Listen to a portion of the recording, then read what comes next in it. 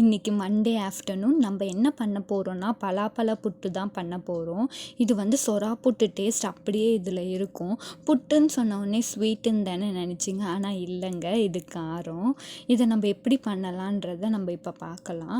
ஸ்டவ்வை ஆன் பண்ணிவிட்டு இட்லி குண்டாவை வச்சுட்டு தேவையான அளவு வாட்டர் ஆட் பண்ணிக்கலாம்.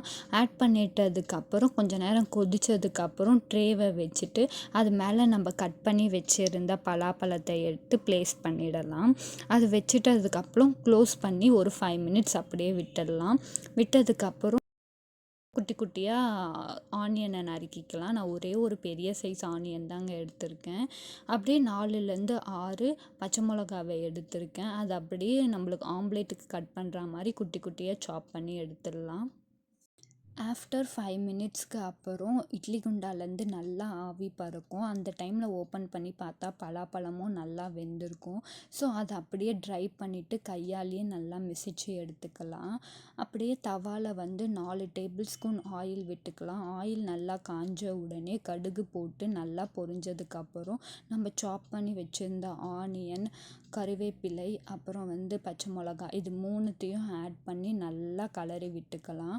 அப்படியே ஒரு கை நிறைய பூண்டு எடுத்து ஆட் பண்ணிக்கலாம். உங்களுக்கு தேவையான அளவு நீங்கள் ஆட் பண்ணிக்கோங்க. கூடவே தேவையான அளவு மஞ்சள் தூள், சால்ட்லாம் ஆட் பண்ணி நல்லா கலந்து விட்டுடலாம்.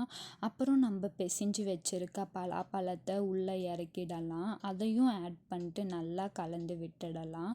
அப்புறம் உங்களுக்கு தேவைன்னா சில்லி பவுடர் ஆட் பண்ணிக்கோங்க. பட் நான் இங்கே ஆட் பண்ணலை.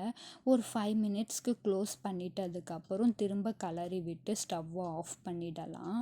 இது வந்து ரசத்துக்கு, சாம்பாருக்கு, கர்ட் ரைஸ்லாம் செம்மையாக இருக்கும். இப்போ நம்ம பிளேட்டிங் பண்ணுறதுக்கு வாழை இலையில் நம்ம பண்ணி வச்சுருந்த வெஜ் சொரா புட்டை எடுத்து அப்படியே பூண்டோடு எடுத்து சாப்பிட்டா செம்மையாக இருக்கும். இது நீங்களும் ட்ரை பண்ணிவிட்டு எப்படி இருக்குன்னு சொல்லுங்கள். தேங்க்யூ ஃபார் வாட்சிங். பாய்.